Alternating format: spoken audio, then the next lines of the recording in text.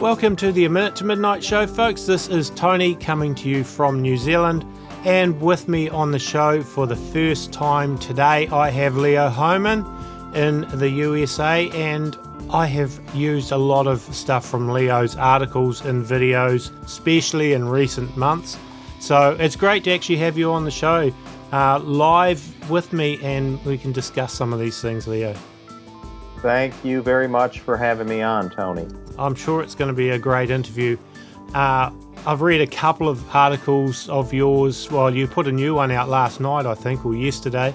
But the one I read a few days earlier was called Technocrats Leading the World into New Dark Age, but they can't take us where we refuse to go. And I thought that was a brilliant article. Perhaps you could tell us a little bit about who you are and what you actually do and how it is that you're ending up doing articles like this. Oh, yeah.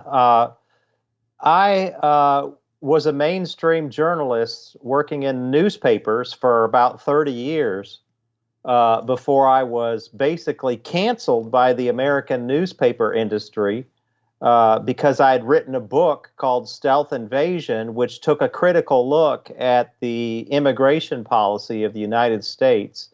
And one thing you cannot report on in America and be a member of the mainstream media is objective journalism on that looks into our immigration, our broken immigration system in the way that I did. No matter what country you live in the Western world, the free world, they're all trying to do the exact same thing. Trying to keep people in fear, yes, in fear of this invisible virus. It's always easy to create fear against something that's invisible because, let's face it, you can't see it. Yeah. And so it's hard to prove or disprove what they're saying because the enemy is invisible, right? Yeah.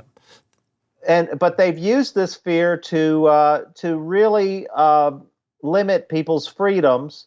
And if it was just happening in one country, you could dismiss it if it were happening in one or two or three countries.